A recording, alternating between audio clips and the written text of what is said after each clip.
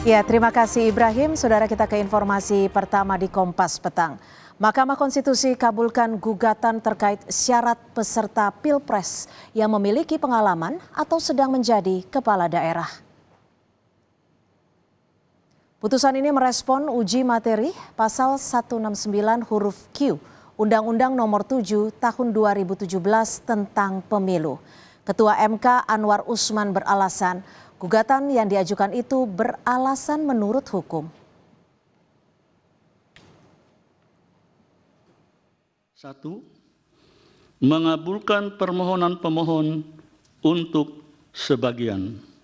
2. Menyatakan pasal 169 huruf Q Undang-Undang Nomor 7 Tahun 2017 tentang Pemilihan Umum Lembaran Negara Republik Indonesia tahun 2017 nomor 182, tambahan Lembaran Negara Republik Indonesia nomor 6109 yang menyatakan berusia paling rendah 40 tahun bertentangan dengan Undang-Undang Dasar Negara Republik Indonesia tahun 1945 dan tidak mempunyai kekuatan hukum mengikat sepanjang tidak dimaknai berusia paling rendah 40 tahun atau pernah sedang menduduki jabatan yang dipilih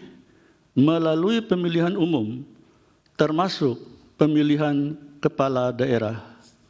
Sehingga pasal 169 huruf Q Undang-Undang Nomor 7 Tahun 2017 tentang Pemilihan Umum selengkapnya berbunyi, berusia paling rendah 40 tahun atau pernah sedang menduduki jabatan yang dipilih melalui pemilihan umum termasuk pemilihan kepala daerah. 3. Memerintahkan pemuatan putusan ini dalam Berita Negara Republik Indonesia sebagaimana mestinya. Sementara dalam gugatan lainnya, Saudara, Mahkamah Konstitusi menolak gugatan uji materi Undang-Undang Nomor 7 Tahun 2017 tentang pemilu terkait batas usia Capres-Cawapres yang diajukan Partai Solidaritas Indonesia. Sidang dipimpin Ketua MK Anwar Usman dan dihadiri 8 hakim konstitusi. Dari 9 hakim, 2 hakim berbeda pendapat atau dissenting opinion.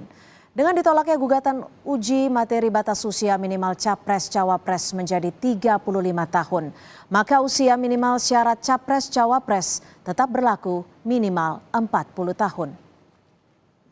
Dengan logika demikian, dalam batas penalaran yang adalah partai politik yang Hakim Konstitusi Saldi Isra mengatakan tidak mungkin Mahkamah Konstitusi menentukan batas usia minimal calon presiden dan calon wakil presiden, sebab persyaratan menjadi ranah pembentuk undang-undang. Menurunkan batas usia menjadi 35 tahun juga dinilai sebagai bentuk pelanggaran moral dan diskriminasi bagi yang berusia di bawah 35 tahun. 45 sesuai di ayat 2 Undang-Undang Dasar 1945 sehingga permohonan para pemohon adalah tidak beralasan menurut hukum untuk seluruhnya. Menimbang bahwa hal-hal lain tidak dipertimbangkan lebih jauh beserta alat bukti, surat atau tulisan dan keterangan tertulis. Dan Saudara, informasi terkini dari sidang putusan Mahkamah Konstitusi soal batas usia Capres-Cawapres kita tanyakan ke Cindy Permadi, jurnalis Kompas TV. Cindy, gugatan uji materi batas usia minimal Capres-Cawapres menjadi 35 tahun ditolak. Namun MK mengabulkan syarat pernah atau sedang jadi kepala daerah. Lalu Cindy, apa pertimbangan dari hakim mengabulkan syarat Capres-Cawapres ini pernah atau sedang menduduki jabatan jadi kepala daerah, Cindy? Iya, Cynthia, tadi yang juga sempat disinggung adalah adanya perbedaan makna ambiguitas antara gugatan yang sebelumnya sudah ditolak, ada 3 sebelumnya pada pagi hari dan juga yang dikabulkan pada sore hari ini. Misalnya kalau kita bandingkan dengan yang digugat oleh Partai Garuda, kemudian juga sejumlah kepala daerah, usia minimal 40 tahun atau sebagai penyelenggara negara. Hakim Konstitusi menilai kalau di frasa penyelenggara negara ini ada ambiguitas karena untuk penunjukan penyelenggara negara ini bisa diraih melalui misalnya ada penunjukan, promosi, maupun juga pengangkatan. Meskipun juga ada beberapa yang ditunjuk atau dipilih melalui proses pemilihan umum.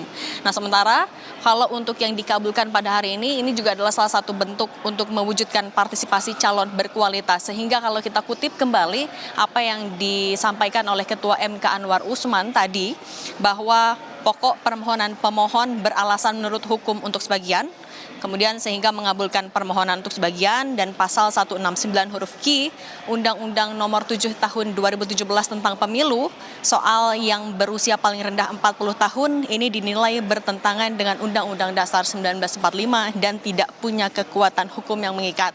Sehingga yang disampaikan tadi oleh Anwar Usman adalah pasal 169 ada penambahan frasa, yaitu adalah pernah garis miring sedang menjabat di jabatan yang dipilih melalui pemilihan umum termasuk kepala daerah dan memerintahkan penguatan putusan dalam berita negara Republik Indonesia sebagaimana mestinya.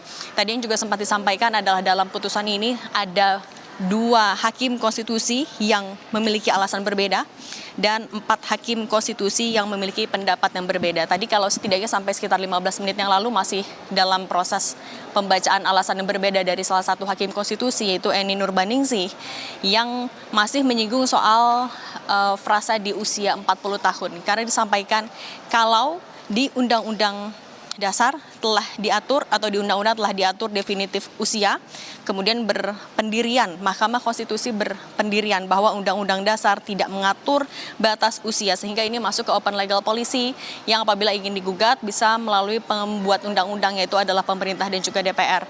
Kemudian kalau kita mundur juga mengapa kemudian penggugat ini menggugat soal pasal di Undang-Undang Nomor 7 Tahun 2017 disampaikan karena ini adalah bentuk diskriminasi terhadap usia. Ini juga kurang lebih sama. Jadi kalau kita rangkum dalam hari ini ada 7 gugatan sebenarnya. 3 sudah ditolak pada pagi hari tadi, 3 akan dibacakan pada sore hari ini, sementara yang 1 sudah ditarik. Dan kalau kita bagi sebenarnya bisa jadi ketiga klaster, yang 1 hanya untuk menurunkan usia, yang kedua tetap 40 tahun tapi ada frasa atau pernah atau sedang menjabat sebagai penyelenggara negara, dan yang ketiga sebagai kepala daerah. Kurang lebih alasannya sama, diskriminasi dan melihat bahwa masih banyak atau ada sosok-sosok yang berusia di bawah 40 tahun potensial dan bisa maju sebagai capres dan juga cawapres. Atau misalnya kalau dari PSI bilang bahwa ini mau membuka ruang seluas-luasnya bagi anak muda untuk terjun ke dunia politik yang lebih luas lagi. Ini yang masih sama-sama kita nantikan, Cynthia, karena sidang juga masih bergulir, apalagi alasan yang juga berbeda ataupun juga pendapat berbeda yang disampaikan oleh MK, termasuk juga beberapa gugatan lagi yang akan diputuskan pada sore hari ini, Cynthia. Iya, Cindy, kita tahu bahwa sejak pagi tadi ada sejumlah massa yang ikut ikut hadir untuk menyimak langsung putusan MK. Bagaimana respon dari massa terhadap putusan yang sudah dibacakan pada sejak pagi hingga siang hari sore hari ini? Ya Cynthia, kalau dari pandangan mata, kalau sejauh ini di area di depan Jalan Medan Merdeka, di depan gedung Mahkamah Konstitusi tidak ada massa, karena jalan juga sudah dibuka. Ini yang juga artinya sama-sama kita nantikan adalah tidak hanya soal pendapat dari massa, tapi juga dari partai politik yang terkait, karena kita tahu masih di pekan ini untuk pendaftaran capres-cawapres juga akan dibuka, dan apapun hasil dari MK pada hari ini termasuk yang dikabulkan ini akan memengaruhi peta politik. Ini yang masih sama-sama kita nantikan. Tapi kalau update terakhir yang kalau saya bisa sampaikan dari pandangan mata dari gedung Mahkamah Konstitusi, untuk massa tidak ada yang berkumpul dan jalan juga sudah dibuka sehingga rekayasa lalu lintas sudah mulai kembali normal, Cynthia. Baik, terima kasih Cindy Permadi, jurnalis Kompas TV melaporkan langsung dari gedung Mahkamah Konstitusi Jakarta. Terima kasih Cindy.